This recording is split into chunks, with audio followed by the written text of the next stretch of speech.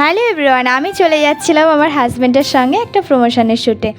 আমি যেখানে থাকি ওখান থেকে বাড়ি এসেছিলাম। তারপর আমার মেয়েকে ওর ঠাকুমার কাছে রেখে আমি আর আমার হাজব্যান্ড চলে যাচ্ছিলাম শ্যুটে। মেয়ে থাকলে তো ভালো করে ভিডিও করতে দেবে না, কারণ টাইমটা অনেক লাগে আর ও বিরক্ত হয়ে যায় সেই জন্য। আর তোমাদের আমি আগেই বলেছি যে আমার এরকম বাইকে যেতে যেতে ভিডিও করতে ভীষণ ভালো লাগে। তোমাদের আগেও শেয়ার করেছি আমার এরকম ভিডিও। তো আমি ভাবলাম যে চলো তোমাদের সঙ্গে একটু রাস্তার ভিডিও নয় শেয়ার করি।